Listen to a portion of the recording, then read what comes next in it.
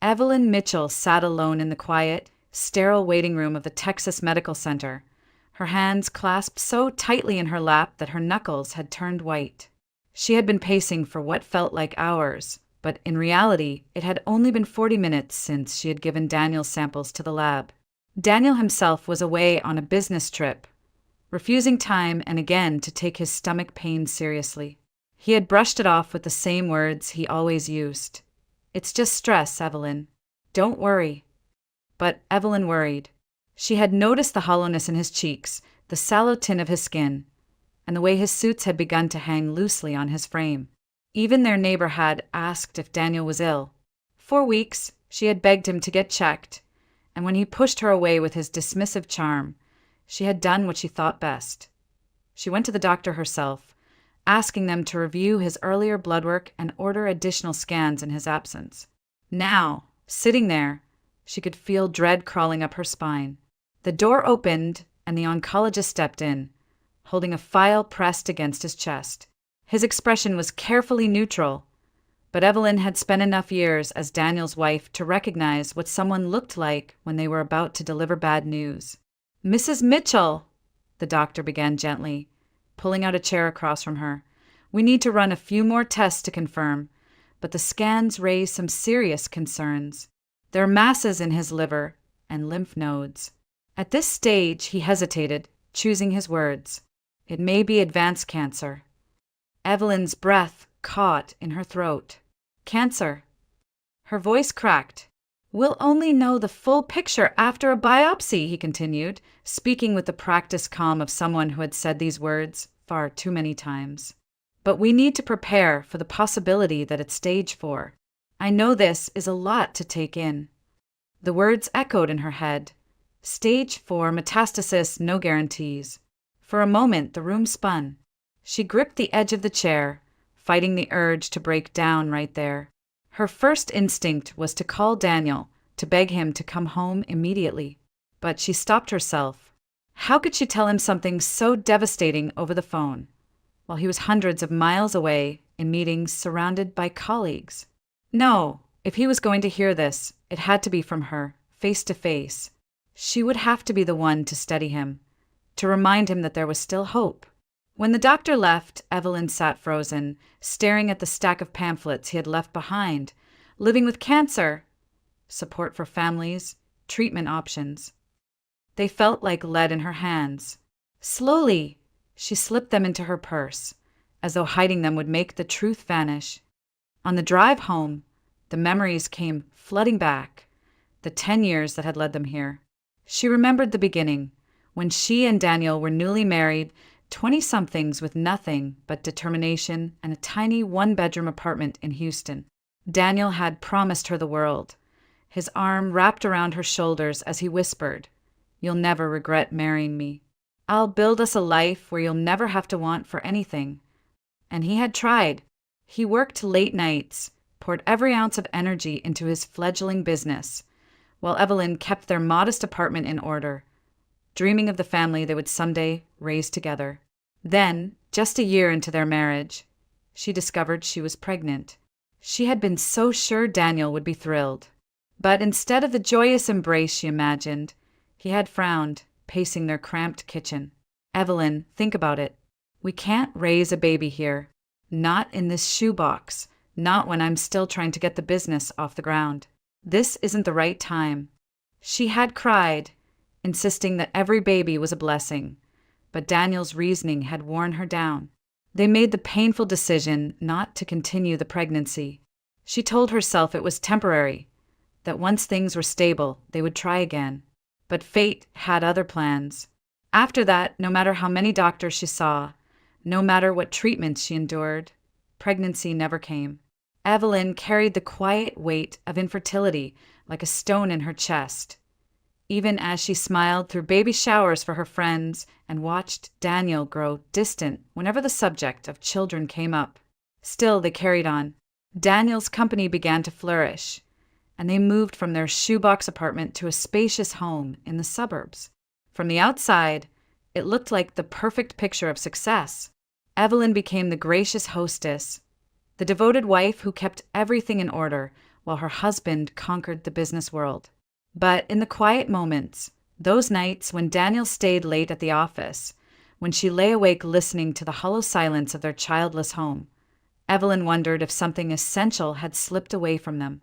Love was still there, but it was muted, dulled by years of disappointment and unspoken resentments. And now this, the cruel irony of it all. Just when she had made peace with their imperfect life, cancer had entered the picture, threatening to take everything. As she pulled into their driveway, Evelyn wiped her eyes and forced herself to breathe steadily. Daniel was still away on business. He had no idea that his world was about to change. She would have to carry the secret until he returned. She would have to be the strong one, even if inside she felt like she was falling apart. In the stillness of their empty home, Evelyn whispered a vow to herself. When he comes back, I'll tell him, and we'll face this together. But deep down, a sliver of doubt gnawed at her. She had seen the look on the doctor's face. She knew what stage 4 meant. She knew that the life they had built together, the promises, the sacrifices, the dreams, might soon unravel faster than she could hold them together. And so she waited, holding the truth like a burning coal in her chest, praying for the strength to do what came next. The house smelled of lemon polish and fresh laundry. Evelyn had spent the morning preparing for Daniel's return, clinging to the small rituals of their marriage. Clean counters, a warm meal ready on the stove, as though order could steady the chaos waiting in her chest. She had decided she would tell him tonight, after he had settled in. The words formed and reformed in her mind. Daniel, the doctors found something. We'll face it together. The sound of keys at the front door pulled her from her thoughts. She hurried into the hallway, her heart racing. Daniel stepped inside, tall, sharp in his tailored suit, but something was different. He didn't come in alone. Behind him stood a young woman with perfectly styled hair, her hand resting possessively on the shoulder of a small boy clutching a toy car. The child had Daniel's dark eyes. Evelyn froze. Daniel, what is this? Daniel shifted uncomfortably, then squared his shoulders. Evelyn, this is Brooke. Brooke Turner.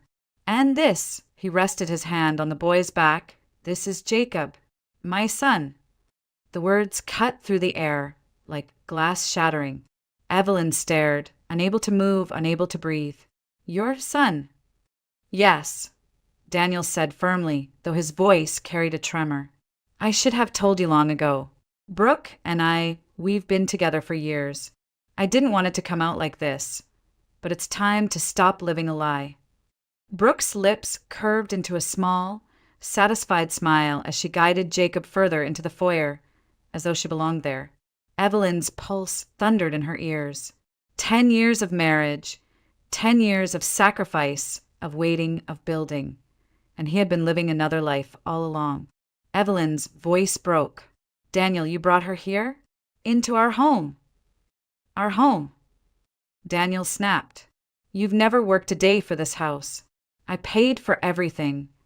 Every brick, every piece of furniture. It's mine. And now, things are going to change. Brooke and Jacob will live here.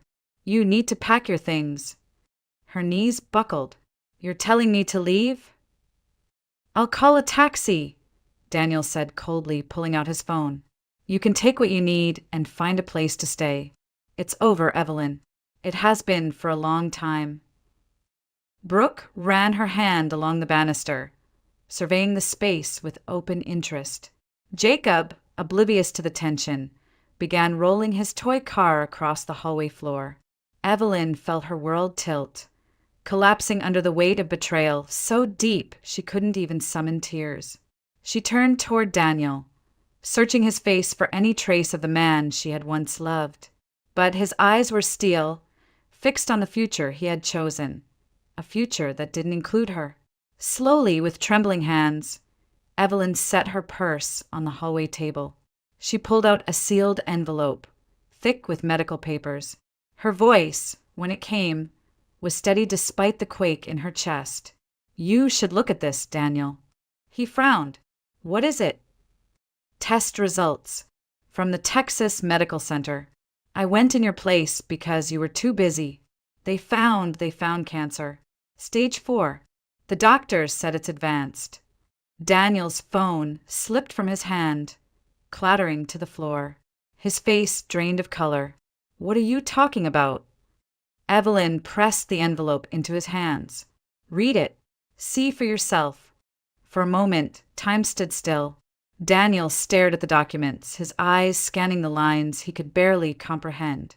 His breath hitched, his shoulders sagging, as if the weight of the world had suddenly pressed down on him.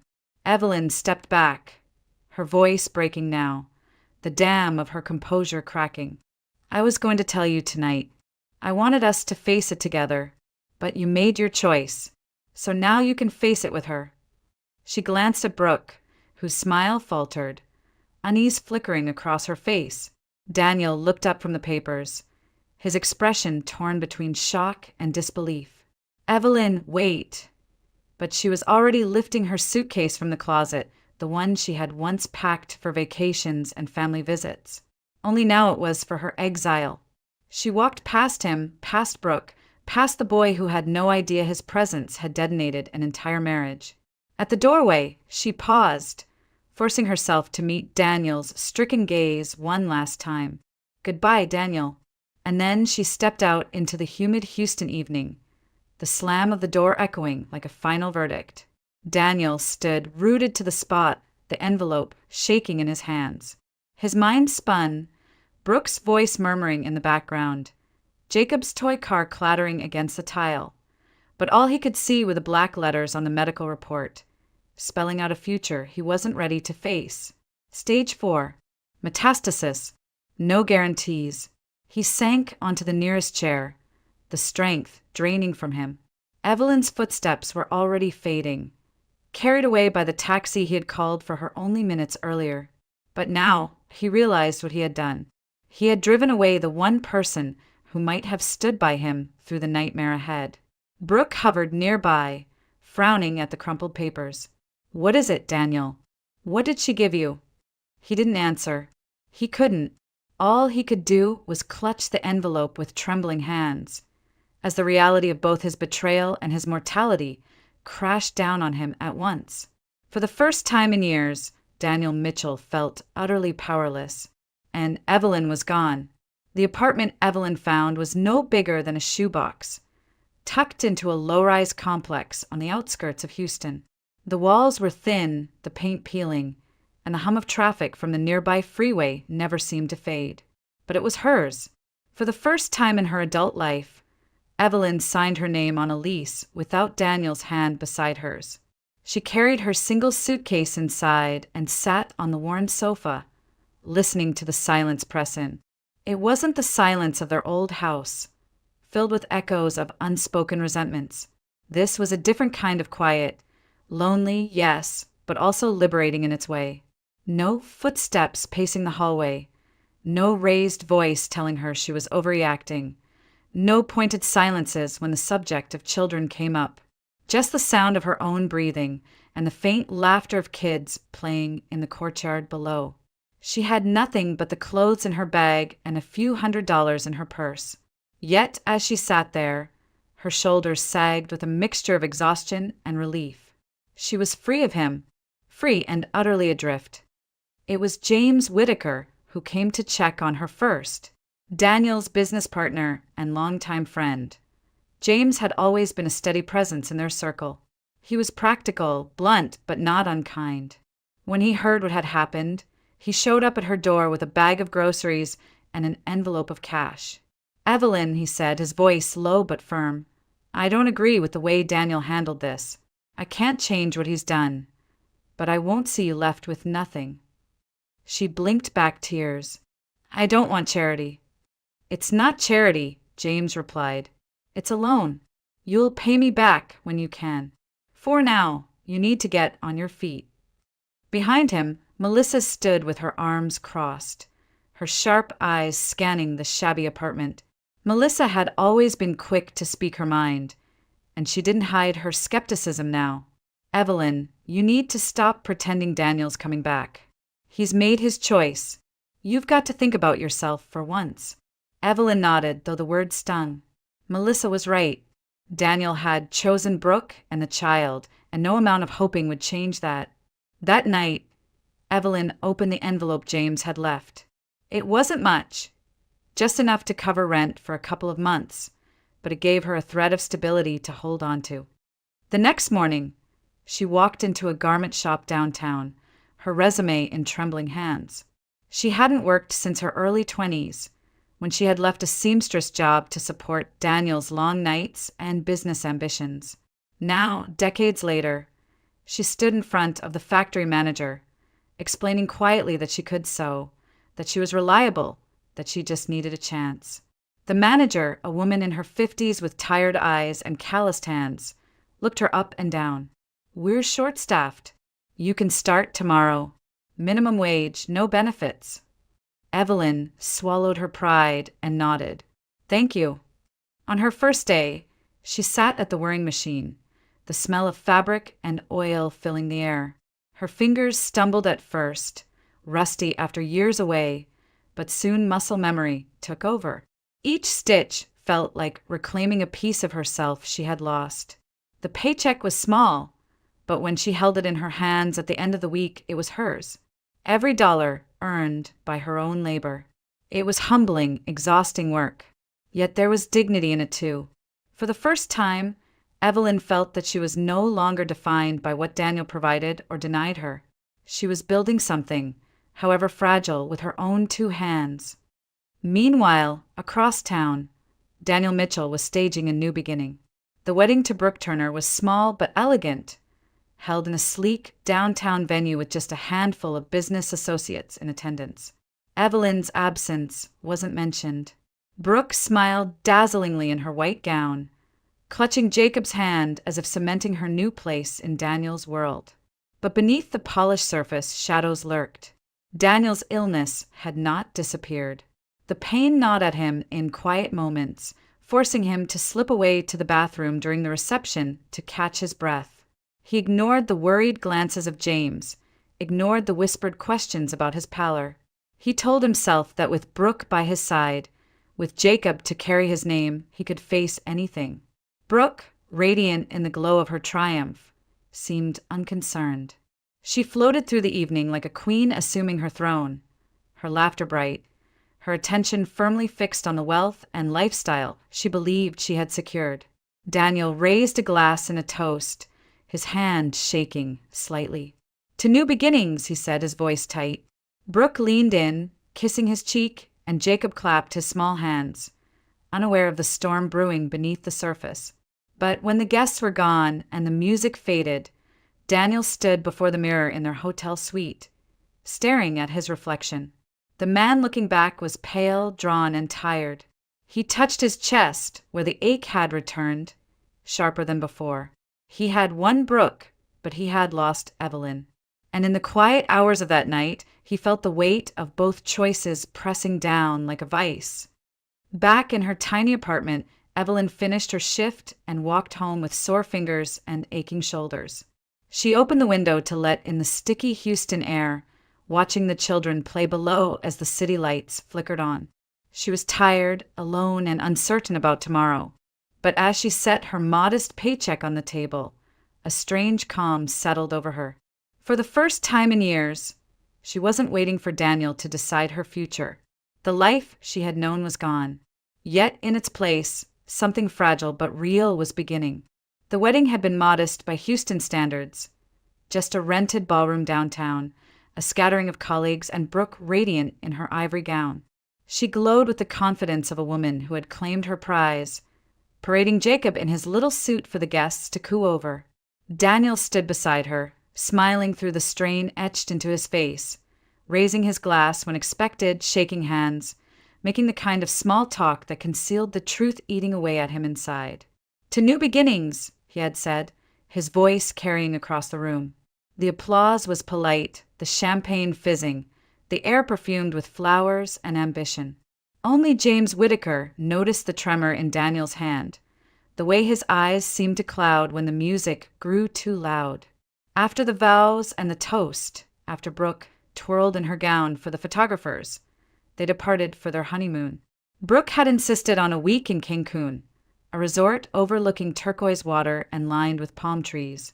She reveled in the sun, in the drinks served poolside, in the glances of men who still admired her as she strutted across the sand.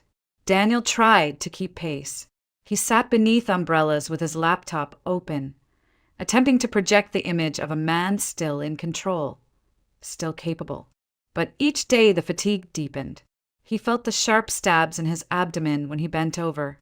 He excused himself from dinner more than once, retreating to the bathroom to swallow back nausea. Brooke barely noticed. "Don't be such a downer," she said one evening, tossing her sun hat onto the bed. "We're supposed to be celebrating. You've worked so hard. Can't you relax for once?"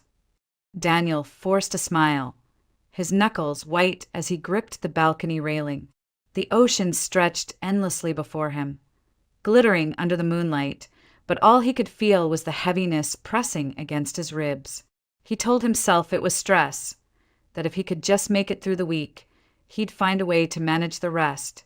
On the fourth day, during a snorkeling excursion, he nearly collapsed trying to climb back onto the boat. A wave of dizziness blurred his vision, and for a terrifying moment he thought he might not make it. Brooke was busy adjusting her bikini straps, laughing with another couple on board, while Daniel slumped onto the deck, clutching his chest. "Are you okay?" one of the tourists asked. "I'm fine," Daniel muttered, forcing himself upright. "Just tired." But his body betrayed him. That night, alone in the bathroom of their hotel suite, he vomited until his hands shook. He stared at his reflection in the mirror, pale, hollow-eyed, a stranger. When they returned to Houston, the mask crumbled. Daniel collapsed in his office chair 2 days after their return, unable to hide the pain any longer. Brooke found him there, sweat beading on his forehead, his breath ragged. "Daniel, what the hell is going on?" she demanded, irritation lacing her tone rather than concern.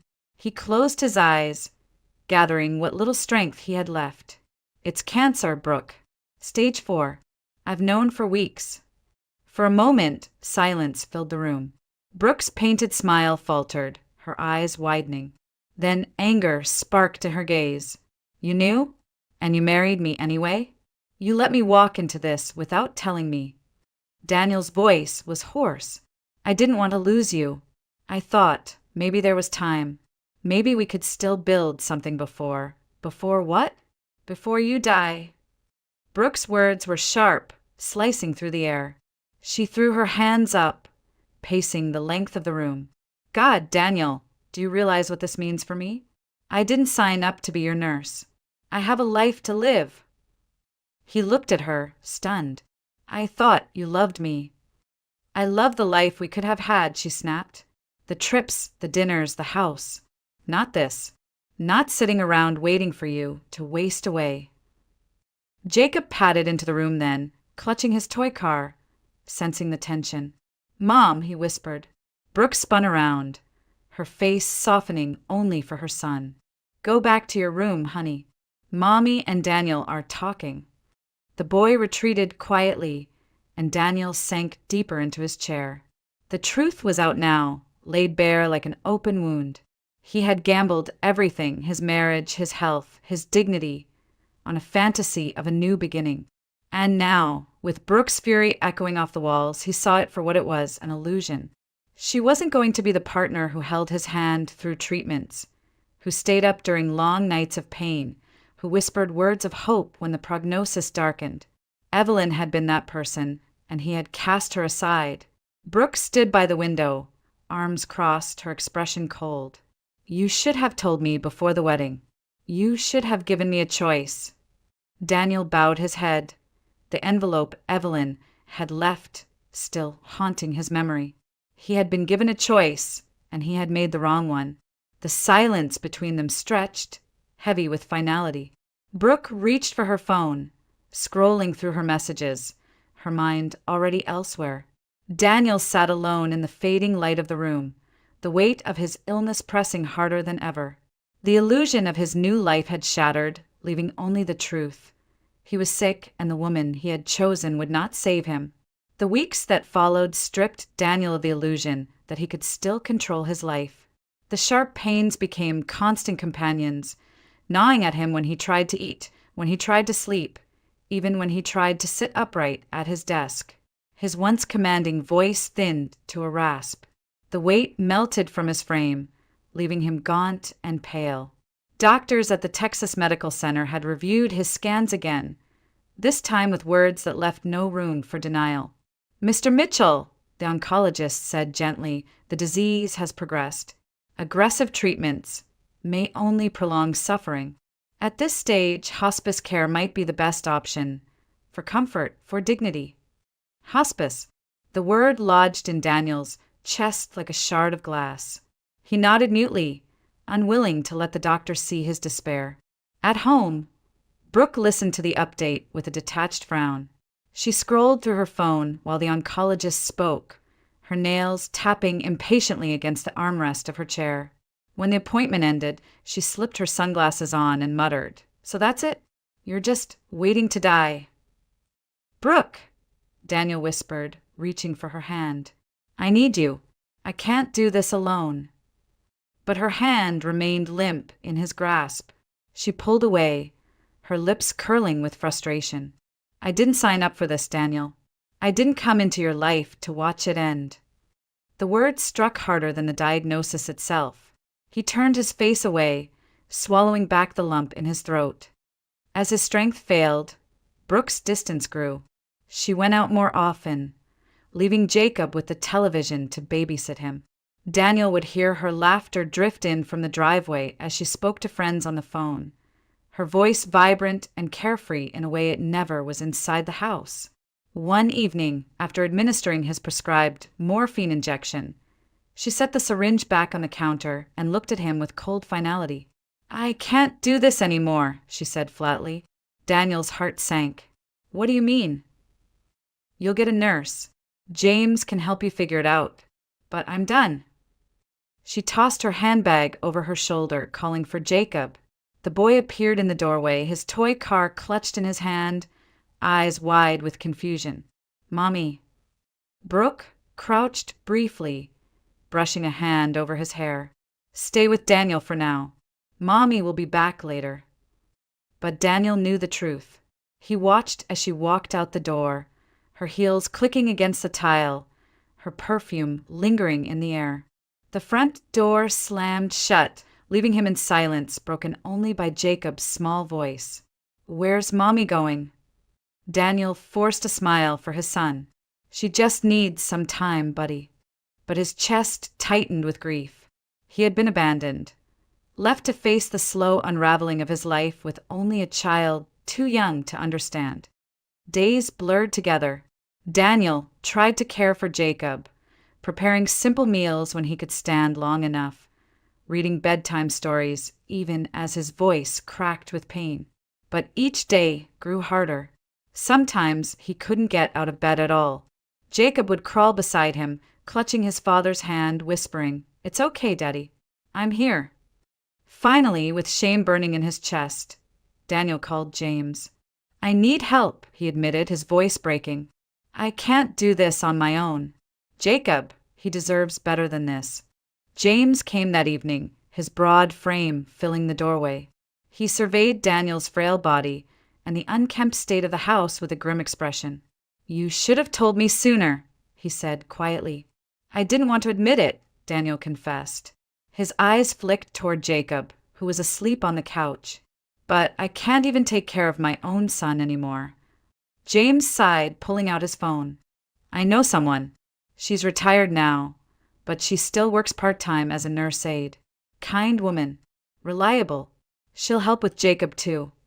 True to his word, the next day a gray-haired woman named Mrs. Green arrived.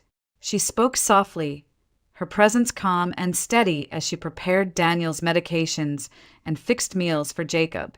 She didn't flinch at the sight of sickness or at Daniel's occasional outbursts of frustration. She simply carried on, her quiet competence a lifeline in the storm. For the first time in weeks, Daniel allowed himself to exhale. At least Jacob wouldn't go hungry. At least someone was there to hold things together when he couldn't. Yet at night, when the house was quiet and Mrs. Green had gone home, The memories came flooding back. Daniel lay in bed, staring at the ceiling, haunted by Evelyn's face. He remembered the way she used to tuck a blanket around his shoulders when he fell asleep at his desk, the way her voice softened when she called his name, the way she had pressed that envelope into his hands before walking out the door. He had chosen Brooke. He had chosen lies and fleeting comfort over the one person who had truly stood by him.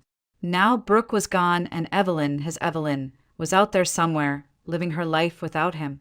Regret gnawed at him with a fierceness the disease could not match. He wanted to see her, to apologize, to beg for forgiveness he knew he didn't deserve. One night, as Mrs. Green dimmed the lights and Jacob settled into bed, Daniel whispered into the darkness, "Evelyn, please, just let me see you one more time." The silence that followed was unbearable. Only the faint sound of his son's breathing reminded him that he wasn't entirely alone. But in his heart, Daniel knew the truth. The woman who might have saved him had already been cast aside. And now, all he could do was wait. Wait for the chance to make things right before it was too late. Daniel dialed Evelyn's number with trembling hands. It was late evening, the house dim and quiet except for Jacob's soft breathing in the next room. The nurse aide had already left for the night, and Daniel sat alone in his chair, the glow of the lamp casting long shadows across the living room. His voice cracked when she finally answered. "Evelyn, it's me." There was a pause, heavy, uncertain. He imagined her frowning, uncertain whether to hang up. "I know I don't deserve to ask this," he continued, each word weighted with shame, "but I need to see you. Just once. I don't have much time left." On the other end, Evelyn's voice was quiet, hesitant. "Daniel, please," he whispered.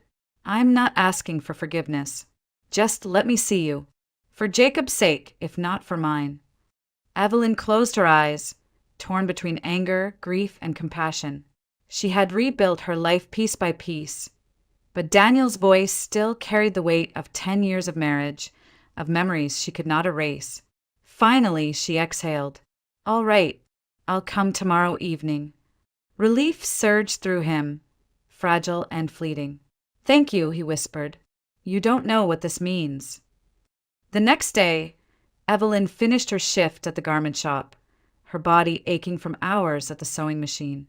She changed into a clean blouse and slipped the strap of her purse over her shoulder, her heart racing at the thought of seeing Daniel again. She didn't know what she would say. She didn't know if she could look at him without remembering the betrayal. But some part of her still needed closure, still needed to face him one last time. The sun had set by the time she left her apartment. The narrow stairwell smelled of cigarettes and stale beer. As she stepped into the courtyard, she noticed Frank Doyle leaning against the railing outside his unit. He was drunk again, a bottle dangling from his hand, his eyes glassy. "Evenin', sweetheart," he slurred, blocking her path. "I don't have time, Frank." "Move," Evelyn said firmly, clutching her purse tighter. But Frank staggered forward, his grin twisting. "Always so high and mighty. Where you off to? Dressed up like that. Gonna meet some man." She tried to sidestep him, but he grabbed her arm, yanking her back. Fear shot through her veins. "Let me go." Instead, he snatched at her purse, tugging violently. Evelyn resisted, but Frank shoved her hard against the wall. Her head struck the concrete with a sickening crack. Pain exploded behind her eyes. The world tilted.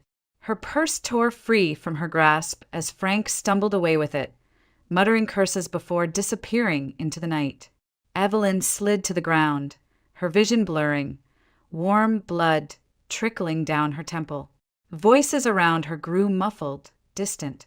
Someone screamed for help. The last thing she saw before darkness swallowed her was the flicker of ambulance lights turning into the complex. That same evening, Daniel sat by the window, staring at the driveway.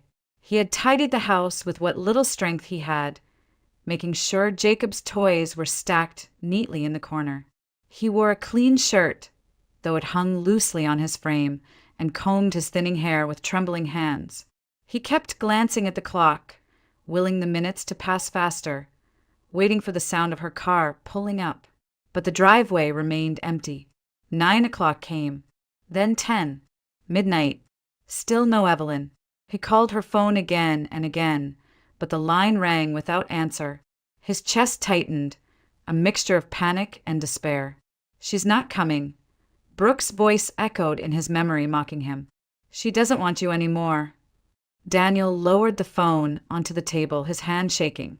Tears stung his eyes, but he blinked them back, unwilling to cry in front of Jacob. Instead, he shuffled into his son's room, watching the boy sleep peacefully beneath his blanket. Daniel brushed a strand of hair from Jacob's forehead, whispering, "At least, I still have you." But even as he said it, loneliness hollowed him out. He had clung to the hope of seeing Evelyn, of hearing her voice in person one last time, and now it was gone. He told himself maybe she had changed her mind. Maybe she couldn't bear to look at him. The truth was bleeding out in a hospital room across town, but Daniel would never know it. Days passed. Daniel grew weaker, his body betraying him faster than before. The nurse aide returned each morning to help with medications and meals, but at night, when the house fell silent, he was haunted by Evelyn's absence. "She didn't come because she couldn't forgive me," he murmured to James during one visit. James tried to reassure him. "You don't know that. Maybe something happened." But Daniel shook his head. "No, she made her choice, just like I made mine." His health declined sharply after that. Some nights he struggled to breathe, clutching the sheets as though they might anchor him to this world. And still, he turned his gaze to the window, waiting for the figure who never appeared. The memory of Evelyn's voice on the phone, the softness, the hesitation, the promise was all he had left. He replayed it again and again in his mind, each time a little fainter, until even that began to slip away. One night, as Jacob slept in the next room, Daniel lay in bed, his body frail, his skin clammy. He whispered into the darkness, his voice barely audible. "Evelyn, I'm sorry. I wanted to tell you that." The silence pressed back, heavy and unyielding. He closed his eyes, feeling the last of his strength drain away. He had lost her once by betrayal. Now he lost her again by fate. And in that cruel symmetry, Daniel Mitchell surrendered to the truth that would haunt him until his final breath.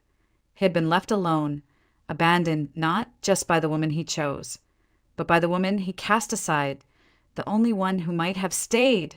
The call came on a gray morning. Daniel Mitchell slipped away quietly in his bed, his breath shallow until they stopped altogether. The nurse aide was the one who found him. Jacob curled at his side, clutching his father's limp hand. News traveled quickly. Within days, a modest service was arranged at a funeral home in Houston. The casket was closed, Daniel's body too frail at the end to be remembered that way. The room smelled faintly of lilies, the air thick with murmurs of colleagues who had known him in business, not in weakness. James Whitaker stood at the back of the chapel, his jaw tight as he watched Brooke sweep in, dressed in black, her heels clicking against the tile. She carried herself with the self-assurance of someone who wanted to be seen, not someone in mourning. Jacob trailed behind her, bewildered and subdued, clinging to the toy car his father had once bought him. When the service ended and the guests dispersed, James approached Brooke. "Jacob's staying with me for now. He's been through enough." Brooke's eyes narrowed. "He's my son. He comes with me." "You abandoned him, Brooke. You abandoned both of them." Her laugh was sharp, cold. "You think the court cares about that? I'm his mother. That's all that matters. Legally, you don't stand a chance." James clenched his fists, fighting the urge to shout in the quiet hallway of the funeral home. "We'll see about that," he muttered, his voice low and steady. Across town, Evelyn Mitchell was discharged from the hospital. The head injury from Frank Doyle's attack had kept her confined for weeks, a blur of white ceilings, beeping monitors, and cautious nurses. She had wanted to reach Daniel, to tell him she hadn't abandoned him, but her body had betrayed her and time had run out. When she finally stepped outside, the September air was warm and heavy, carrying the distant hum of traffic. Her friend from the garment shop drove her home, chattering nervously, but Evelyn barely heard a word. Her mind clung to one thought: Daniel is gone. She hadn't been there. She hadn't been able to hold his hand, to speak the words she had rehearsed so many nights in her mind. He had died thinking she had chosen not to come. The grief hollowed her out, heavier than the bruises on her body or the stitches at her temple. 2 days later, Evelyn walked slowly down the street near the funeral home, her steps unsteady but determined. She had no intention of attending the service. Too much history, too many eyes, but she needed to see, even from a distance. That was where she saw James. He was standing outside by the steps, Jacob at his side, the boy's small hand tucked into his. "James!" Evelyn called softly. He turned, surprise flickering across his face. "Evelyn, you're out." She nodded, her eyes drifting to the boy. "That's Jacob." James's expression softened. "Yes, Daniel's son. He doesn't really understand what happened." Evelyn crouched carefully, her movements still stiff from her injuries. "Hi, Jacob. I'm Evelyn." The boy looked at her with wide, uncertain eyes before glancing up at James for reassurance. Then, shyly, he nodded. When Jacob wandered a few steps away, pushing his toy car along the pavement, Evelyn turned back to James. "Who's taking care of him now?" James exhaled heavily. "I am. For now. But Brooke's back. She wants custody." "Brooke." Evelyn's voice tightened. She left Daniel when he needed her most. Left Jacob too. But the law, James shook his head. She's still his mother. That counts for more than it should. Evelyn's heart twisted. "So what happens now?" "I'll fight her," James said firmly. "I can't let Jacob go back to that woman. But it won't be easy. Custody battles never are." They stood in silence for a moment, the weight of everything pressing between them. Evelyn's eyes stung as she watched Jacob giggle softly, spinning his toy car in circles on the concrete. He was innocent, caught in the crossfire of choices he hadn't made. James glanced at her, his voice quieter now. "Daniel wanted to see you before he died. He talked about you, Evelyn. He regretted what he did." Her throat closed. She looked away, blinking back tears. "I tried. I was on my way. But," she touched the faint scar at her temple, "I didn't make it." James nodded slowly, understanding in his eyes. "Then maybe this is your chance. Not to fix the past, but to help what's left of it. That boy needs someone who actually cares." Evelyn's gaze returned to Jacob, her heart heavy with sorrow but stirred by something else too. A flicker of purpose, fragile but undeniable. For years, she had lived defined by Daniel's choices, his betrayals, his ambitions. Now he was gone. What remained was a child, a chance to do right by someone who had been left behind, just as she had. As Jacob's laughter echoed down the quiet street, Evelyn felt the first stirrings of resolve. Inside the funeral home, Brooke signed papers with the funeral director, her expression brisk, her tone businesslike. She was already calculating her next move, her next life, her next opportunity. But outside on the steps, Evelyn and James stood together, watching over the boy who had lost both parents in different ways. Neither of them knew how the battle ahead would unfold. But one thing was certain: Jacob deserved better than Brooke. And for the first time since Daniel's betrayal, Evelyn felt she had something left to fight for. The custody hearing took place in a sterile courtroom in downtown Houston, the kind of place where lives were decided in neat files and legal jargon. Brooke arrived in a sleek black dress, her makeup flawless, her expression a mask of wounded motherhood. She clutched Jacob's birth certificate as if it were a shield, her attorney at her side. James sat across the aisle, his suit pressed but his face tense. Beside him, Evelyn sat quietly, her hands folded in her lap. She wasn't there to testify about herself, but about what she had seen, what Brooke had done, or rather, what she had failed to do. When the judge called the case, Brooke's attorney stood first. Your Honor, my client, Brooke Turner, is the biological mother of Jacob Turner. She seeks to resume custody of her son after a temporary lapse due to personal stress. Stress, James muttered under his breath, his jaw tightening. When it was his turn, James rose, his voice clear and steady. Your Honor, Brooke Turner abandoned her son. She left him alone with a terminally ill man who could barely care for himself. She knew Daniel was dying and she walked away. Jacob was left without meals, without basic care, and without his mother. If not for outside intervention, that boy could have been neglected beyond repair. Brooke shifted in her seat, her expression twisting. That's not true, she snapped. I had my reasons. Daniel, he tricked me. He didn't tell me he was sick until after we married. I was blindsided. I couldn't handle it. James's attorney pressed forward. So you left your 5-year-old son with a dying man? Brooke's silence was damning. Then Evelyn took the stand. She spoke softly, her words heavy with conviction. I was Daniel's wife for 10 years. I know the difference between hardship and abandonment. Brooke had a choice. She chose herself. Jacob deserves better than to be a convenience when it suits her and a burden when it doesn't. The courtroom fell silent. Even the judge seemed to weigh Evelyn's words carefully. After a moment, he nodded. We will involve Child Protective Services for a home study. But based on the evidence and testimony, custody will not be returned to Ms. Turner at this time. Brooke's face hardened, her eyes flashing with rage. She opened her mouth as if to argue, but her attorney placed a hand on her arm, shaking his head.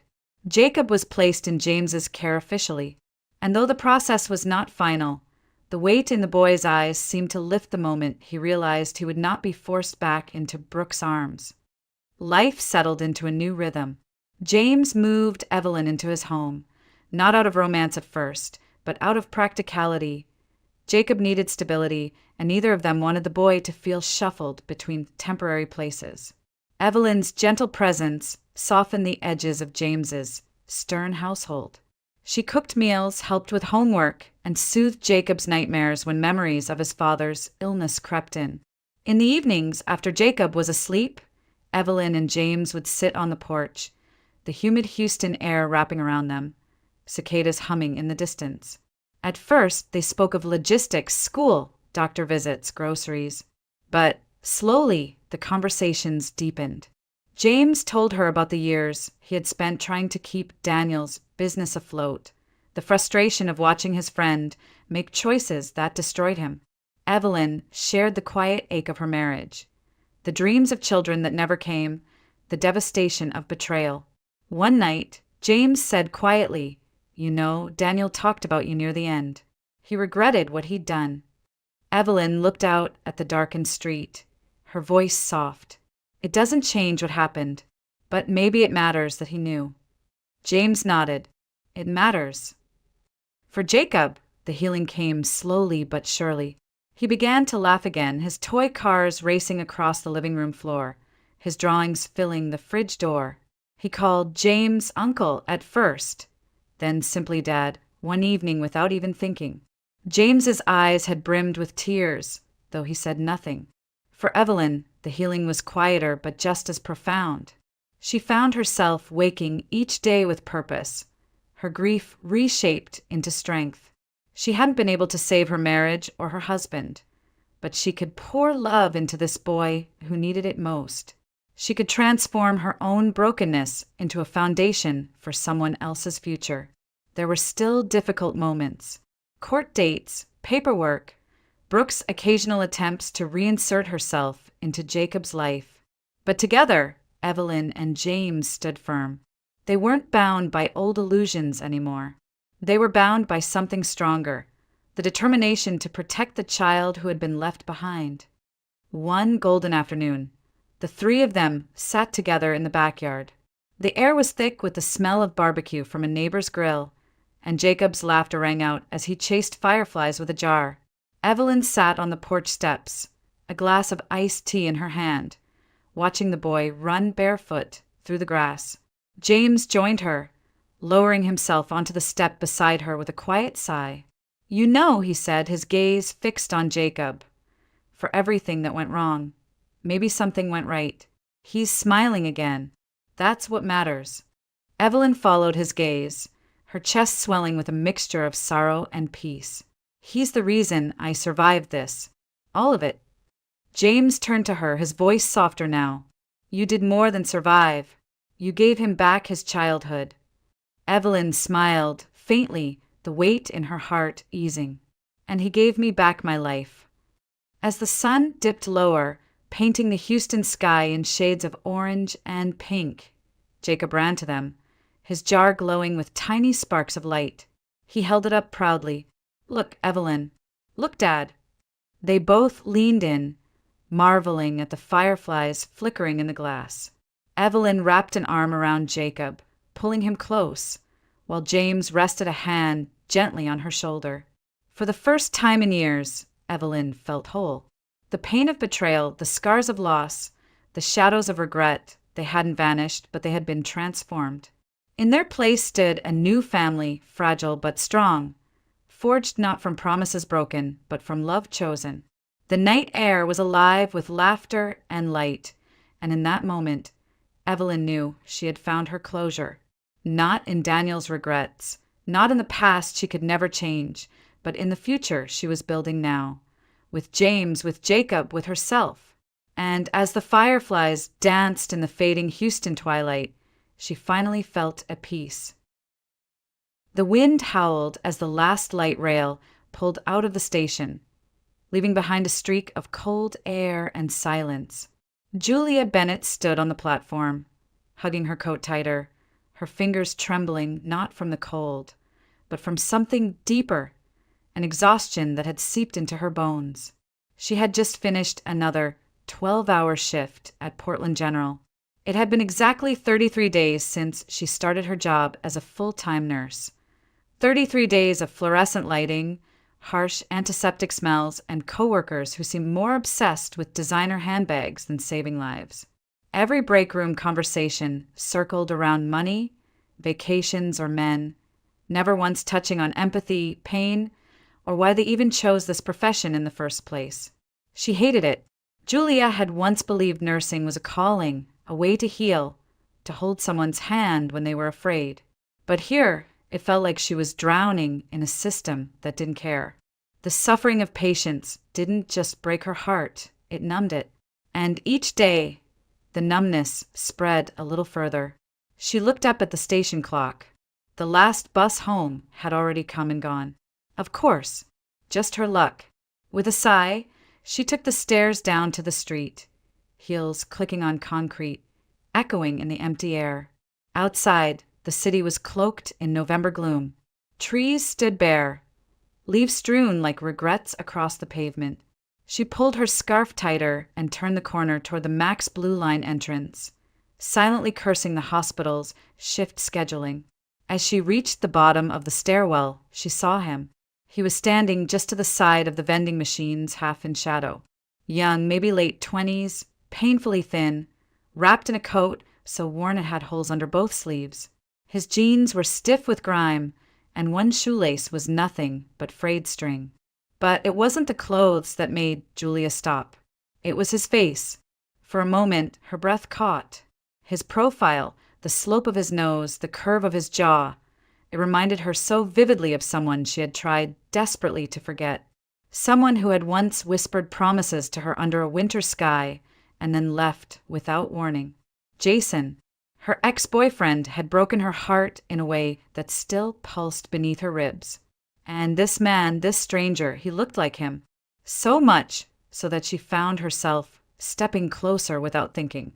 The man noticed her and quickly turned his face away, eyes dropping to the floor. His posture shrank, as if ashamed of being seen. "Jason," she blurted before she could stop herself. The man shook his head slowly. "Sorry, ma'am. My name's Noah." His voice was soft, rough like gravel, but there was something gentle in it, something that stopped Julia from walking away. Noah. It didn't mean anything to her.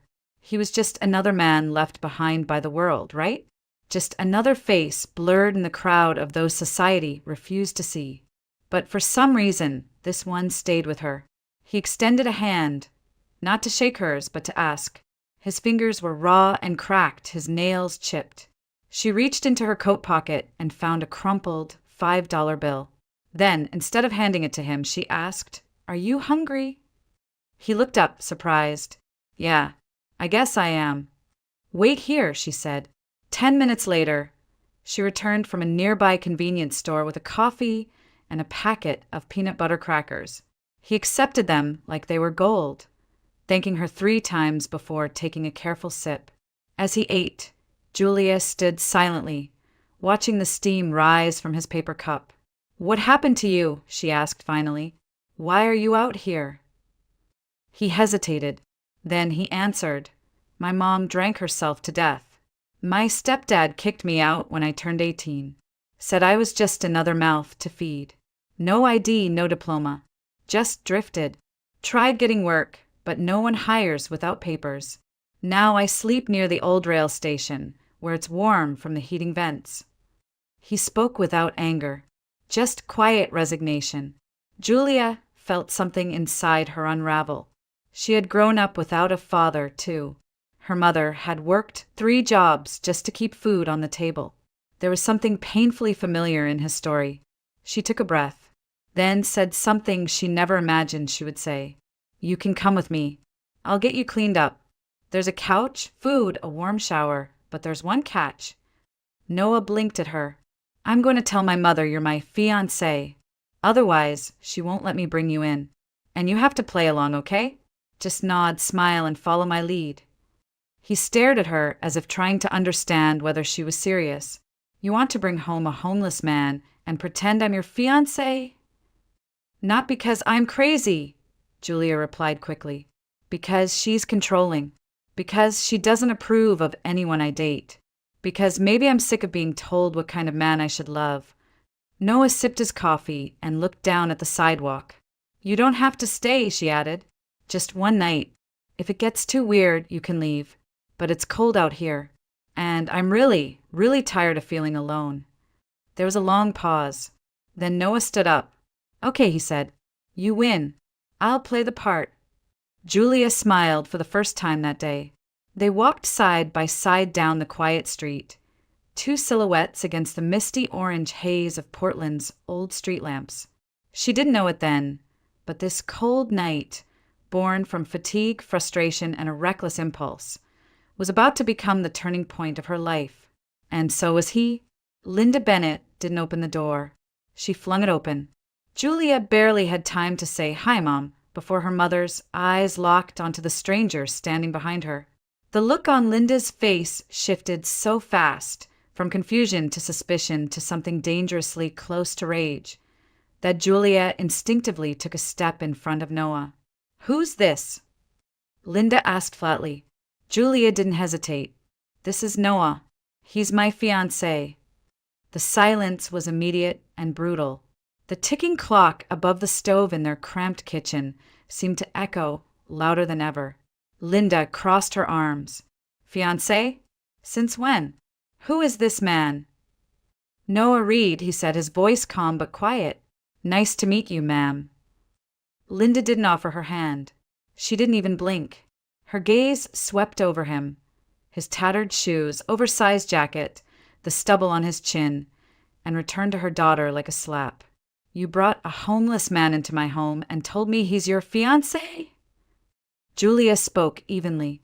"He's staying with us for a while. We needed somewhere warm tonight." Linda's nostrils flared. "This is a decent apartment, not a shelter. I've worked my entire life to keep this place together, and now you're dragging in—" "He's not dragging," Julia interrupted. "He's walking in. With me." For a moment, no one moved. Then Linda turned sharply and walked back toward the hallway, muttering under her breath.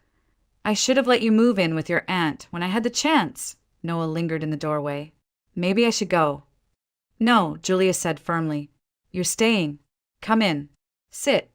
They stepped inside. The apartment was small, just 2 bedrooms, 1 bath. Everything clean, but lived in. Faded green carpet, Crocheted curtains. The smell of overcooked lentils still hung in the air. It wasn't much, but it was home. And for tonight, it would be his. Julia led Noah to the tiny kitchen table and placed a chair out for him. "Mom, I'll make dinner. You don't have to do anything." Linda didn't respond. In the kitchen, Julia boiled potatoes and sautéed mushrooms while Noah sat quietly, his hands folded in his lap, eyes scanning the ceiling like it might fall on him at any moment. She glanced over her shoulder several times, watching how still he was, how careful, like a man trained to be invisible. Dinner was quiet. Linda pushed food around her plate without eating. Julia talked just enough to fill the space, asking Noah about music, books, anything neutral. He answered cautiously, choosing his words like stepping stones across a frozen river. Afterward, Julia tossed his clothes in the washing machine and handed him a towel. "Bathrooms down the hall. Hot water works, mostly." He nodded and walked slowly, as if unsure he wouldn't be stopped. When he closed the bathroom door, Julia leaned against the wall and exhaled. From the living room, her mother's voice cut through the quiet. "You're out of your mind." Julia didn't answer. She had nothing left to argue with, nothing left to explain. 20 minutes later, Noah returned, his hair damp, his skin flushed from heat. He was wearing a clean t-shirt Julia had found in her father's old drawer. It was too big, but it smelled of soap, not sweat. She smiled at him and pointed to the floor beside her bed. "There's an extra blanket. I'll make it up. You'll sleep here tonight." He looked at the arrangement, a folded quilt, a makeshift pillow, and then at her. "I can sleep on the couch." "No, you're staying in here. Mom would have a heart attack if she saw you in the living room again." He laughed softly just once. "You're serious about this fake fiancé thing?" "Very. You'll need to act like it tomorrow morning too. And don't worry, she'll get over it." "I don't think she will," he murmured. Julia didn't respond. Instead, she knelt down and began smoothing the blanket on the floor. Noah watched her for a long moment. "You didn't have to do this, you know. Most people just walk by. They don't even see me." She didn't look up. "Well, I did." Something passed between them then. Not love, not yet. But something quiet and real. A recognition. A shared understanding that maybe, just maybe, neither of them was as alone as they thought. Later, as Julia lay in bed and Noah curled beneath the blanket on the floor, the apartment was finally quiet. The city beyond the window whispered in wind and distant sirens. The radiator clicked, and in that silence, Julia spoke into the dark. "You're not Jason. I know that. But for some reason, when I saw you tonight, I didn't feel scared. I just felt like I was supposed to stop." Noah didn't say anything, but a few seconds later, she heard his voice, low and rough but steady. "Maybe I was supposed to be there too." And then they both fell asleep. Noah adapted faster than Julia expected. By the third morning, he was already rinsing breakfast dishes before she even asked. By the end of the first week, he had fixed the crooked curtain rod in the hallway, oiled the squeaky door hinge in the bathroom, and restrung the laundry line that had been sagging off the balcony for months. He didn't ask for anything. He simply noticed what was broken and quietly made it whole again. Julia came home each evening exhausted, her body aching from long shifts. But there was always something waiting: warm food, a folded blanket, a small note with a scribbled joke. Sometimes it was just as simple: "You survived another day." Gold star. Other times, it was a smile from across the room as he stirred soup in her old saucepan. It didn't take long before she started looking forward to coming home more than anything else in her day. Linda, on the other hand, was unmoved. Each morning, she grumbled about the guest, refusing to say Noah's name. She muttered about rent, about pride, about how this whole situation would humiliate them if anyone found out. And yet, despite all her complaints, she never kicked him out. She watched him with guarded eyes, testing, waiting for proof that he was a threat, a burden, a mistake. No one never gave her that proof. Even when she spoke to him with disdain, he answered politely. Even when she slammed the door in his face, he took it in silence. Julia noticed. She noticed everything. One evening, after a long day of flu patients and short staffing, Julia came home to the smell of roasted potatoes and garlic. Noah had borrowed a few spices from the neighbor upstairs and somehow made magic out of 3 sad-looking carrots and half a bag of rice. They sat together on the balcony, sharing a plate, while the city lights flickered beneath a blanket of fog. Julia glanced at him between bites. "You're really good at this, you know." He shrugged. "When you spend enough nights with nothing, you learn how to make a lot from a little." She nodded. Then, without thinking, she asked, "Did you ever fall in love?" Noah stared out at the street below for a long time. "Once. A long time ago. She was the first person who looked at me like I mattered." "What happened?" "I left before I could ruin her life." Julia didn't respond, but something in her chest tightened. That night, Julia woke from a dream with a sharp pain in her calf, a deep, stabbing cramp that made her cry out. She twisted in bed, clutching her leg, breathing hard through her teeth. Then came the sound of footsteps. Noah appeared in the doorway within seconds, eyes wide with worry. "Are you okay?" "It's nothing, just a cramp." He crouched beside the bed without a word and gently took her foot in his hands. His fingers were warm, surprisingly sure. He began massaging the muscle slowly, easing the tension with practiced care. Julia winced at first, then sighed as the pain began to melt. "You don't have to do that," she whispered. "I know," he said. "I want to." He moved from her foot to her shin, his touch soft but steady. The room was dark except for the pale glow from the hallway light. She felt his hands trace the length of her leg, then pause.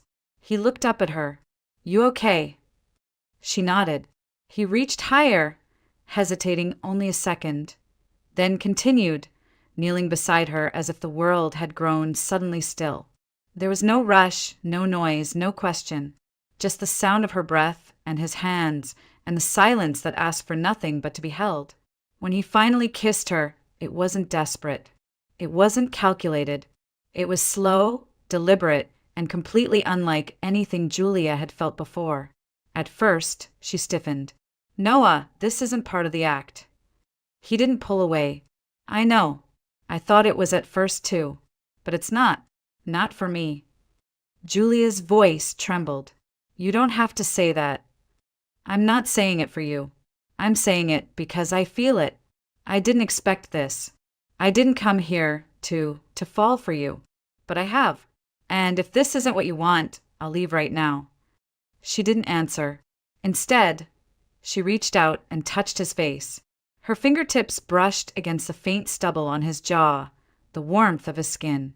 She closed her eyes, and for the first time in years, she stopped thinking. They didn't speak again that night, not with words.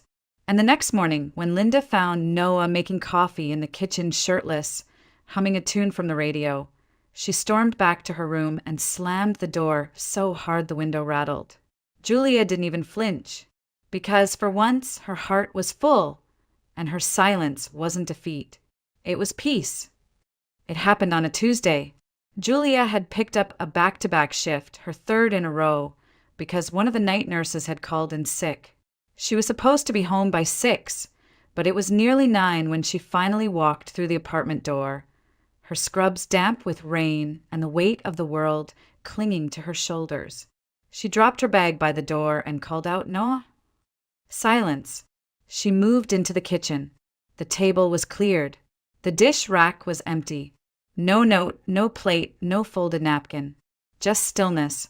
A strange chill crept up her spine. "Noah," she called again, this time louder. Linda's voice rang out from her bedroom, sharp and careless. "He's gone." Julia turned toward the hall. "What do you mean, gone?" Her mother stepped into view, arms crossed, eyes cold. "He left, took his things. Not that he had much." Julia's heart skipped. "Why? Did something happen?" Linda didn't blink.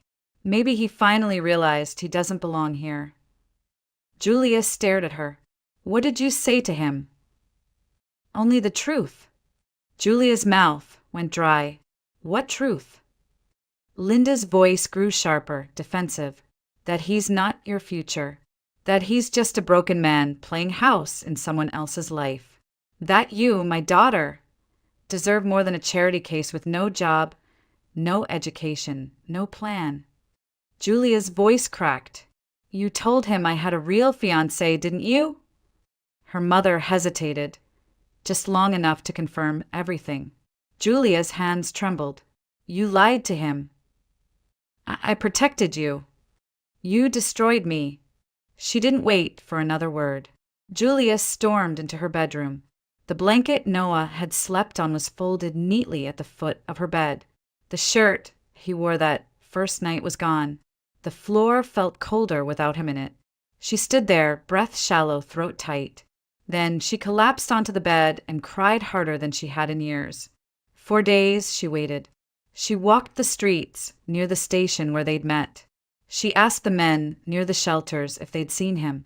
She checked parks, overpasses, benches. Nothing. No one knew him. No one had seen anyone who matched his description. At the hospital, she worked in silence. Her smile disappeared. Her spirit faded. And her co-workers, the ones who once scoffed at her, now kept their distance, unsure how to handle the grief she never spoke of. Weeks passed. Then came the nausea. At first, Julia chalked it up to stress. She hadn't been eating much, hadn't been sleeping well. But when it continued, morning after morning, relentless and unforgiving, she knew. She didn't need a test. She didn't need a doctor. She was pregnant, standing alone in the staff restroom, staring at the trembling lines on the test strip. Julia felt the ground shift beneath her feet. Her breath came in shallow gasps. Her hands gripped the sink. The father of her baby was a man who no longer existed in her world. When she told her mother, it didn't go well. Linda leaned against the counter, arms crossed, a sour expression carving lines deeper into her face. You've lost your mind. Julia didn't answer. Linda sneered. So what now? You're going to raise a homeless man's baby under my roof. He wasn't homeless. He was human. He was a mistake. Julia's eyes filled with tears. No, you were the mistake. Letting you tell me who to love. Letting you scare him away. Linda turned red. You think I'm the villain here? You're ruining your life. You think this baby's going to save you. No, Julia whispered. But I'm going to save it. The words left her lips like a vow.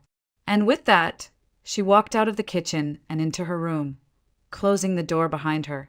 That night, she lay in bed, hands over her stomach, whispering to something not yet real, something fragile and unseen. I don't know what I'm doing, she said into the dark, but I won't let anyone take you from me. Not again. Not this time. Days blurred into one another. Julia worked. She slept. She vomited. And then she worked again. Her belly began to swell. Her spirit did not. At the hospital, whispers spread like wildfire. A young nurse with no husband, no plan. Rumors turned cruel. Her old roommate joked about finding a donor behind a dumpster. Someone in the break room said she'd probably trapped a guy for rent. Julia heard every word. She never responded. Only Dr. Wallace Keene, the seasoned OB-GYN, treated her with the same kindness he always had. When she came in for checkups, he offered her water, chocolate, and space to breathe. When she cried during ultrasounds, he didn't ask why. He just handed her a tissue and said, "You're going to be a wonderful mother." And one cold evening, when she showed up to her appointment shaking with rage after a coworker left a condom in her locker, he locked his office door, poured 2 cups of peppermint tea from his drawer, and said, "They don't define you. Your love does." Julia wept into her hands, unable to stop. "I don't think I can do this." "You already are," Dr. Keene said. "You're showing up. That's enough." And for the first time in weeks, Julia believed him. But the nights were still long. and the emptiness next to her bed still echoed Noah's name. There were nights when Julia would fall asleep with her hands cupped gently over her stomach, whispering lullabies she half remembered from childhood. Other nights, she simply stared at the ceiling, motionless, numb, as rain slid down the window in long, quiet streaks. The silence in the apartment had grown thick, almost hostile. Linda no longer yelled. She didn't slam doors or throw guilt. She simply said nothing at all, and that somehow was worse. Mother and daughter now existed like parallel lines in the same small space, always near, never touching. Meals were eaten separately, conversations reduced to basic logistics. Julia spent most of her time behind her closed door, avoiding confrontation, avoiding memory, avoiding the sharp sound of her own thoughts. But there was one person she couldn't avoid: her baby. Each flutter in her belly brought a new wave of emotion. Sometimes joy, sometimes fear, but always sharp. There was no denying its presence anymore. It was there, growing, living, depending on her. And despite everything, despite the judgment, the loneliness, the absence of the father, Julia began to build her life around that tiny, beating heart. She started walking more, talking to the baby out loud. She'd sit at the window with a warm mug of tea and tell stories, hoping her voice would carry something soft into the world inside her. "I don't know who you'll look like," she whispered one afternoon, as sunlight cut across the faded carpet, "but I hope you have his eyes, and maybe his heart." It was a good one, even if it broke a little too easily. Linda walked past the door just then and paused, but said nothing. Just stood there, listening to a conversation she didn't understand. Later that week, as Julia struggled to reach her feet after dropping a spoon, Linda finally spoke. "I'm not proud of what I did." Julia looked up. Her mother stood in the doorway, arms crossed, eyes tired. "I was scared," Linda continued, "and angry. You don't get how hard it is to watch your child throw everything away."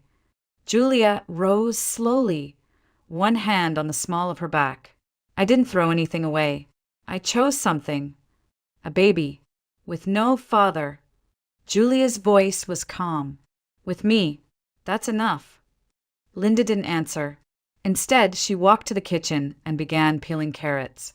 It wasn't an apology, but it was something. That night, Julia dreamed of Noah. He was sitting at the station where they first met, wearing that same torn coat, sipping coffee from a paper cup.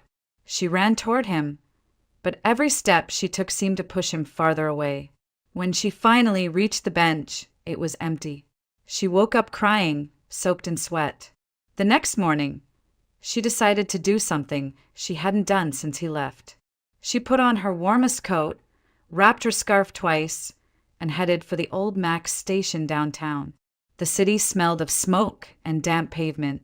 She walked every corner of that intersection, asked every man with a blanket, every vendor, every familiar face, "Have you seen him? Tall, thin, brown eyes, quiet." They all shook their heads. "Not in weeks." "Sorry, sweetheart." "Try the shelters near Burnside." She tried them all. Nothing. By the time she got home, her feet ached and her coat was soaked. Her mother met her at the door with a towel and didn't say a word as she helped dry her daughter's hair. They sat together on the couch for the first time in months. The silence between them had softened, no longer sharp and cold, but tentative, cautious. "You still love him," Linda said finally. Julia nodded. "Then why did he leave you like that?" "Because he believed you," Julia answered softly.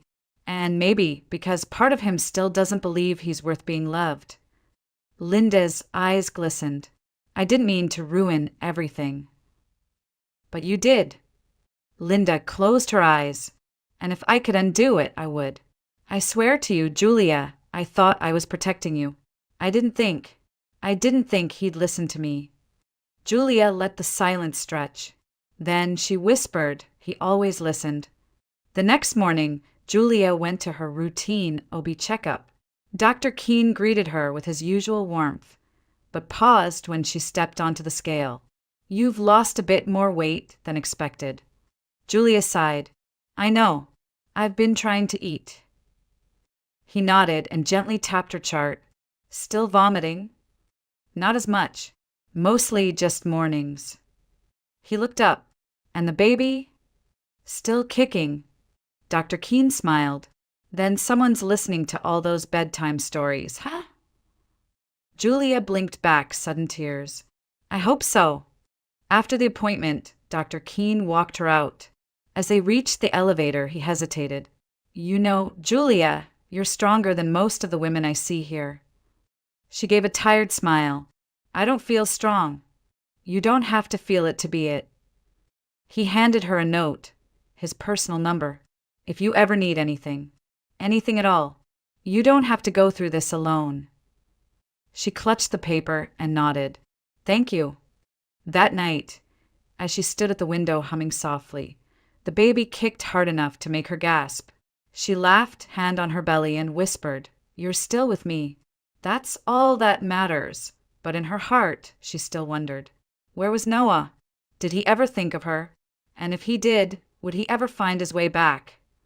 It was a Saturday morning like any other. Gray skies, the smell of damp concrete, the sound of distant sirens somewhere deeper in Portland.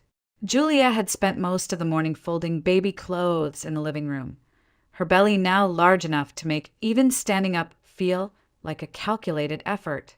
Linda was out on the small porch, watering the last of her fall strawberries, humming an old tune half out of habit, half to avoid conversation. Then came the sound. Engines. Not one, but several. Julia looked up. Through the lace curtain, she saw something that didn't belong in their working-class neighborhood. A line of black SUVs, windows tinted, tires too clean to have driven far. They slowed to a stop right in front of their apartment building. Julia froze. On the porch, Linda dropped the watering can. "Julia," she called, voice sharp. "There are people. Out front. Rich people." The doorbell rang. Julia's heart thundered in her chest. She pushed herself to her feet, one hand instinctively covering her belly. Linda opened the door before she could reach it. There, standing on the porch in a tailored gray suit, was a man Julia hadn't seen in months. His hair was trimmed, his skin freshly shaved, his eyes more alive than she remembered, and yet still shadowed by something deeper. It was Noah. He took one step forward and whispered, "Hi, Jules." Julia didn't say a word. Noah turned to Linda and nodded politely. "Good morning, Mrs. Bennett. May I come in?" Linda stepped aside without answering.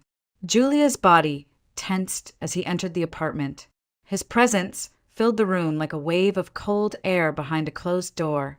She stared at him, at the expensive watch, the shining shoes, the man who no longer looked like someone sleeping near a heating vent. "What is this?" she asked. "What are you doing here?" Noah took a breath. "I came to explain, to apologize, and to tell you everything I should have told you from the beginning." Julia crossed her arms, her belly heavy and proud between them. "Start talking." Noah gestured to the couch. "May I?" "No," she said. "Talk." He nodded. "I'm not who I said I was. Or rather, I'm not just Noah Reed. My full name is Noah Barnes. My father is Richard Barnes, the aviation executive. Maybe you've heard of him." Julia blinked, stunned. "We had a falling out after my mother died. She was the one person who kept me grounded, and when she passed, everything unraveled. My father brought home a woman 6 months after the funeral. She moved into the house like she owned it. I couldn't stay. I packed a bag and left. I thought I could make it on my own. Turns out I didn't know a damn thing about the world." His voice cracked for a moment, but he steadied it. "I hit rock bottom.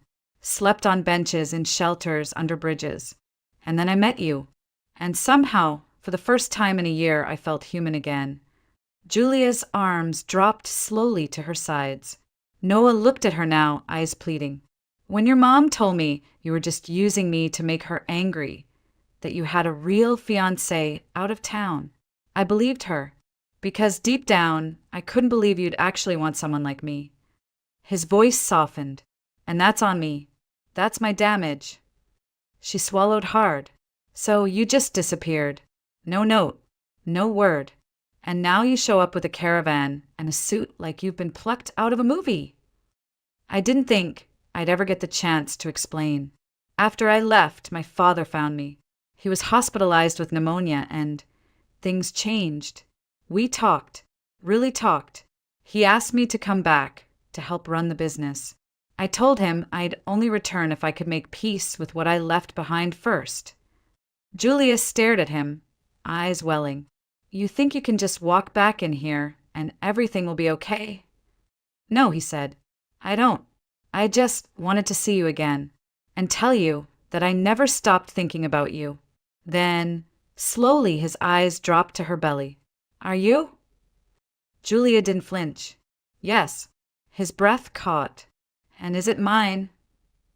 Something inside her snapped. Is it yours? She repeated, her voice rising. You think I slept with someone else while I was scraping ramen noodles from the bottom of the cabinet, vomiting my soul out every morning, and crying over the man who vanished without a word. Noah took a step back. I didn't mean, yes, you did, she cut him off. You meant to ask. You meant to doubt me, just like you doubted me the day you left. He stood in stunned silence. Julia's voice broke. You left me, Noah. You left me when I needed you the most. And now you think a suit and a limo and a last name can fix that? He opened his mouth, but no sound came out. Julia shook her head, tears streaking her cheeks. Get out. Julia, out. Noah turned slowly, walked past Linda, and exited the apartment. The sound of the door, closing behind him, echoed like a final period. Julia stood in the center of the living room, shaking. Linda stepped forward, but Julia raised a hand. Don't. And then, for the first time since Noah disappeared, Julia collapsed onto the floor and sobbed like her entire world had fallen apart all over again. For 2 days after Noah left, Julia said nothing. She didn't cry. She didn't speak. She didn't eat much. She simply moved through the apartment like a ghost tethered to the weight inside her, touching her belly with both love and guilt. Unsure which emotion she deserved more. Linda tried to speak to her once, but Julia walked straight past her into her bedroom. Another time, she made Julia's favorite soup and left it on the nightstand. Julia didn't touch it. On the third morning, Linda stood outside her daughter's room with a coat over her arm and a purse in her hand. Her voice was hesitant. Julia, I'm going to see Renata in Gresham. She said there's a specialist at her clinic I might consult about the surgery. Julia didn't respond. Linda continued, her tone almost shaky. I'll be gone for the day. Just rest. Take care of yourself. I'll call when I get there. Then she left, except she wasn't going to Gresham. She wasn't seeing her sister, and there was no medical consultation. Linda Bennett had a different destination in mind. 3 hours and a drained savings account later, she stepped out of a cab in front of an iron-gated estate overlooking the lake in Lake Oswego. It was exactly the kind of place she had always dreamed her daughter would end up in. Columns and fountains and quiet wealth humming beneath manicured perfection. She didn't belong there. She walked up to the intercom and pressed the call button. A guard's voice crackled through. May I help you? Linda cleared her throat. I'm looking for Richard Barnes, or Noah Barnes. It's a personal matter. Urgent. A pause. Then, please wait. Minutes passed. Then the gates slowly opened. Linda was led inside and shown to a massive home office with walls of glass and shelves filled with aviation memorabilia. A man in his 60s with a commanding presence and a stare like steel sat behind the desk. Richard Barnes. He gestured to the chair across from him.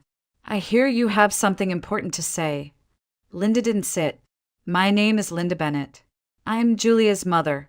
The woman your son, she faltered, walked away from. Richard raised an eyebrow. Go on. I came here to tell you something I should have told him, she said. Because I don't think he'll believe it unless it comes from someone else. She looked him in the eye.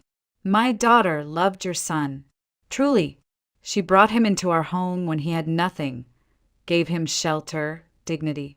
She saw the man inside long before he put on that suit.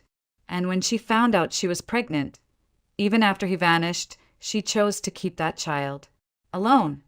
Richard's face remained unreadable. Linda swallowed hard. She's due in a few months. And yes, the baby is Noah's. No one else. There's never been anyone else. Her voice cracked. I said horrible things. I told your son she had a fiancé, that she was only using him to get back at me. It wasn't true. I was afraid she'd throw her life away on a man with nothing. I didn't realize he was exactly what she needed. Silence filled the room. Linda lowered her voice. We don't want anything from you. Not your money. Not your charity. I came here because I don't want my grandchild to grow up not knowing who his father was. Richard leaned back, thoughtful. Linda stepped toward the door. If you could just tell Noah what I said, that would be enough. I won't take up any more of your time. She turned to leave. Mrs. Bennet, Richard said. Wait. She turned back. A faint smile tugged at the corner of his mouth.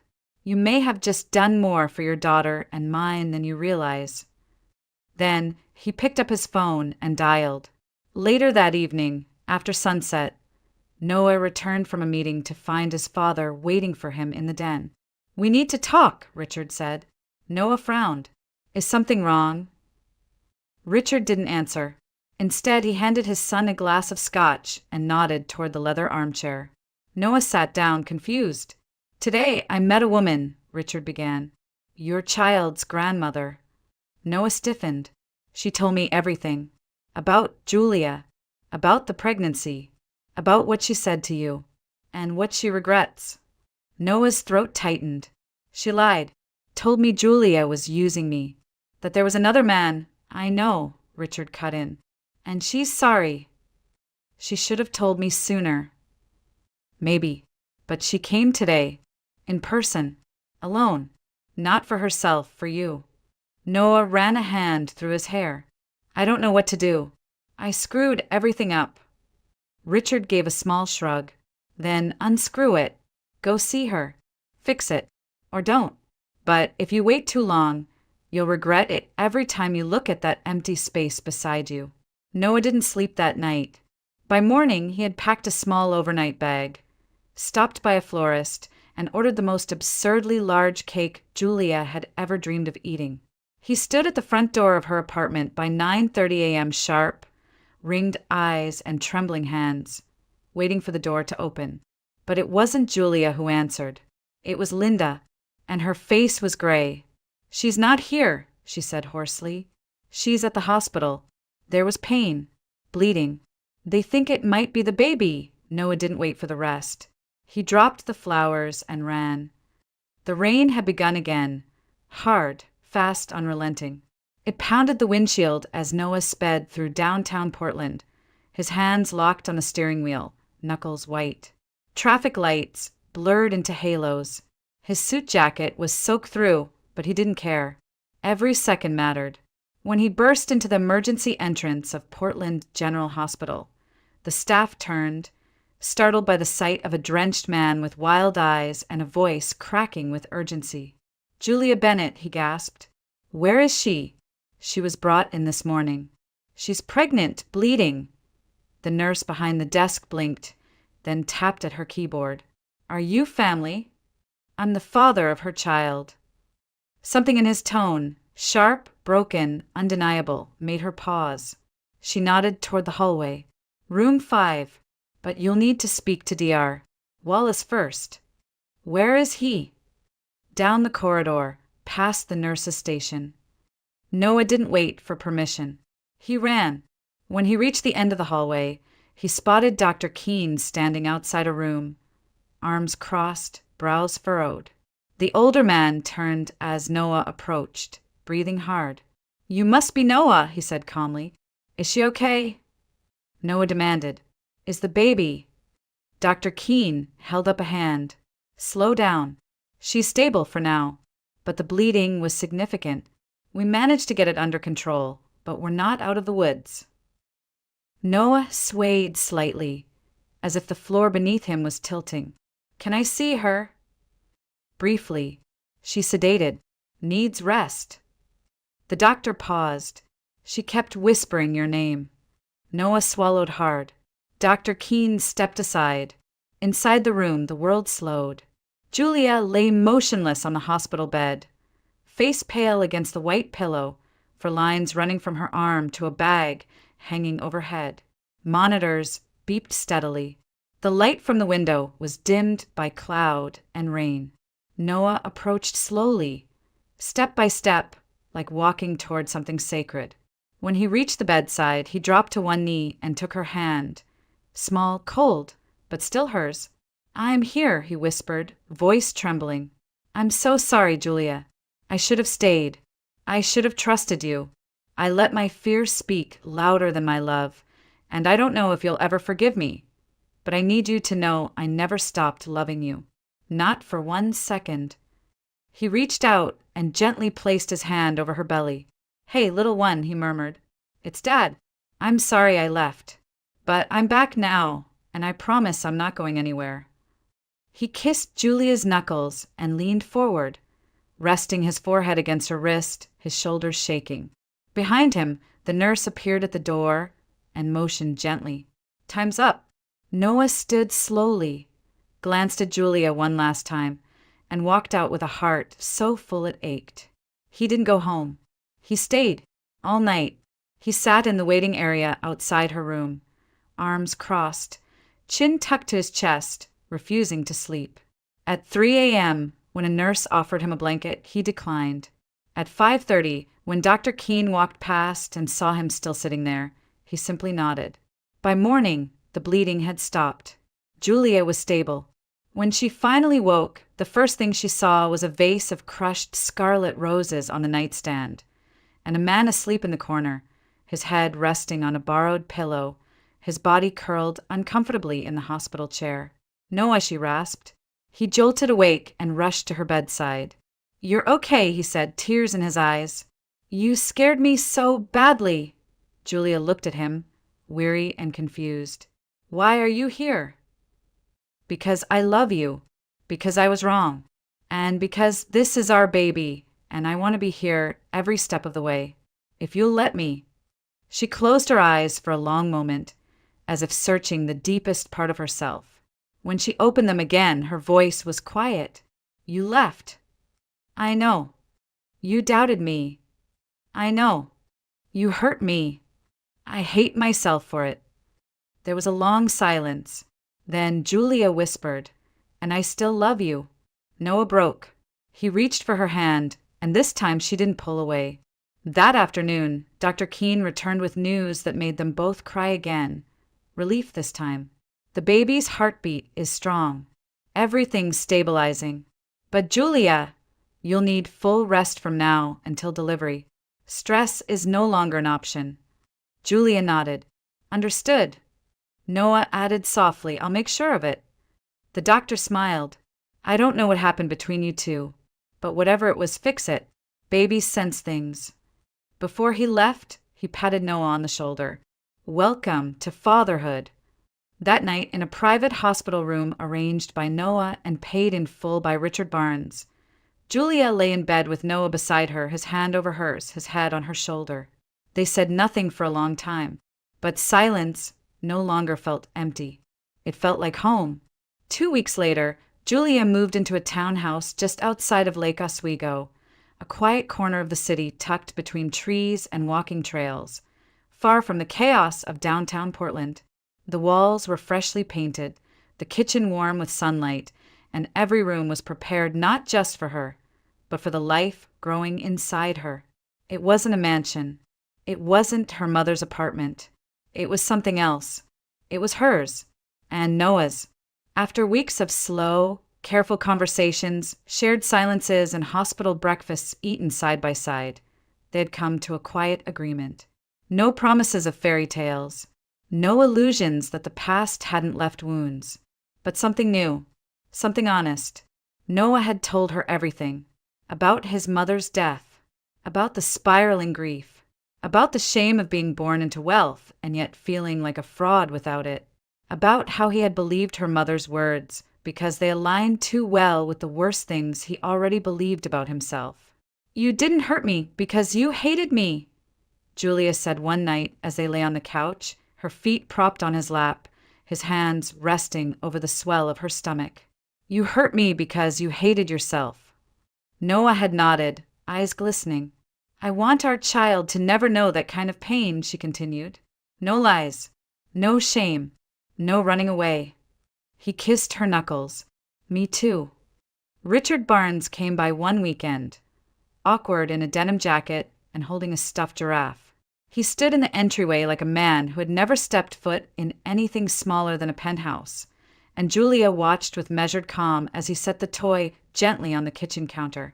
"I know I'm early," he said, "but I didn't want to miss the chance to apologize to you." Julia crossed her arms. "For what exactly?" "For the assumptions, for the silence, for raising a son who didn't know how to fight for the people he loves." She didn't soften. "You raised a son who survived." Richard blinked. "I suppose I did." He turned to leave, but she stopped him. "You're welcome to visit when the baby comes, if you treat him like family, not like a business extension." Richard nodded, humbled. "Of course." As he left, Julia caught Noah watching her with something like awe. "You scare the hell out of him," he said. "Good," she replied, half smiling. "Someone has to." The days passed gently. Julia read books on parenting, ate strange midnight snacks, and laughed at the way her body refused to cooperate with gravity. Noah joined a counseling group for men with estranged fathers. He took Julia to every appointment, learned how to count contractions, and painted the nursery pale green after Julia vetoed 7 other colors. And on a quiet Friday morning in early March, when the wind rustled the trees and the sky was silver with light, Julia woke with a strange stillness in her chest. She didn't feel pain. She felt peace. She reached for Noah's hand. "It's time." He blinked, sat up, then panicked. "Now." She laughed. "Yes, now." The birth wasn't cinematic. It wasn't painless. It was long. It was exhausting. It was hours of sweat and screaming and tears. But at 5:42 p.m., as rain fell outside the hospital window, a cry filled the room. A baby girl. Noah sobbed. Julia didn't cry until the nurse placed the infant on her chest, warm and slippery and pink and perfect. She stared down at the tiny face, eyes closed, mouth open, and whispered, "Hi, my love. I'm your mama." The baby blinked, yawned, and settled. Julia looked up and met Noah's gaze. He mouthed, "Thank you." She shook her head. "Thank you for coming back." They named her Alma, Alma Bennett Barnes. She had Julia's nose, Noah's eyes, and a stubborn grip that made even the pediatrician laugh. In the weeks that followed, the world grew smaller and more sacred. Time was measured in diaper changes, bottle warmings, skin-to-skin naps. Their townhouse filled with the scent of lavender baby lotion and the rhythm of lullabies at midnight. Linda visited once a week. She never stayed long, never overstepped. Sometimes she brought food, sometimes flowers, but mostly she sat quietly, watching her daughter become a mother with a mix of pride and regret in her eyes. One afternoon, as Julia was rocking Alma in the nursery, Linda stood by the door.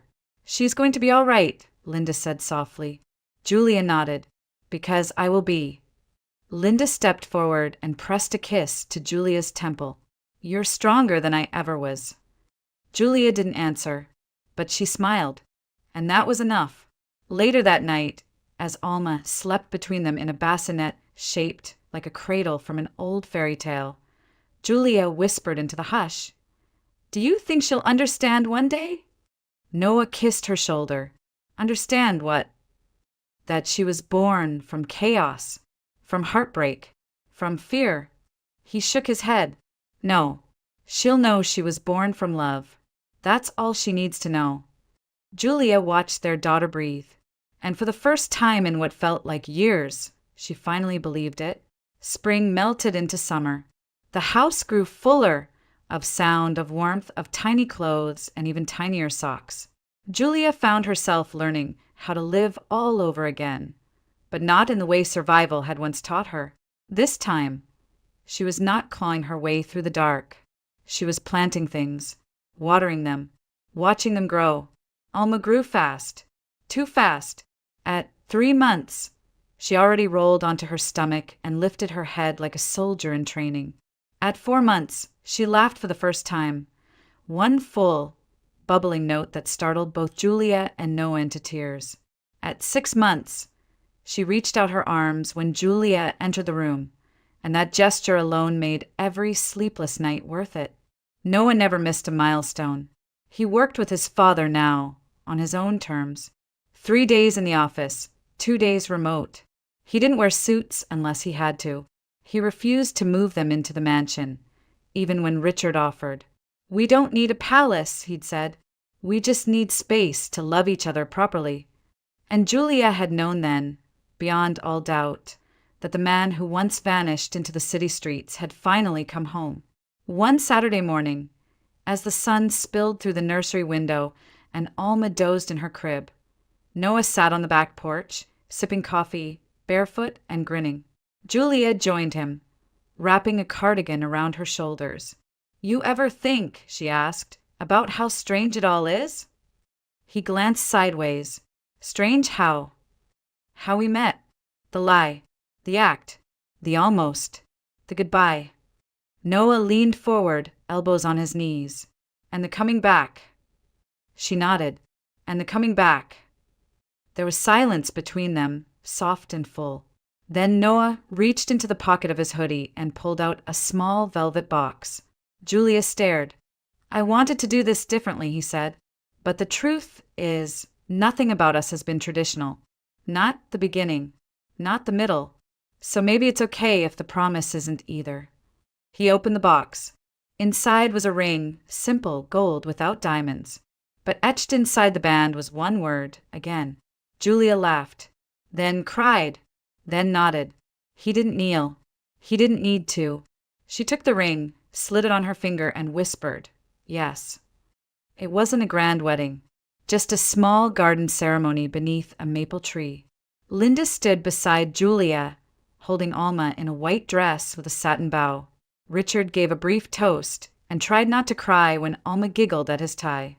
And when the justice of the peace said, "You may kiss," Noah didn't hesitate. He pulled Julia into him like they were already halfway through a lifetime, and kissed her like they were starting all over again, which in some way they were. After the guests left and the sun began to dip behind the hills, Julia walked through the yard barefoot, Alma on her hip. The wind carried the scent of honeysuckle and fresh soil. Noah watched her from the porch. "She looks like you when you're angry," he called. Julia smirked. "Then you better not make her mad." He stood and walked to her, wrapping his arms around both of them.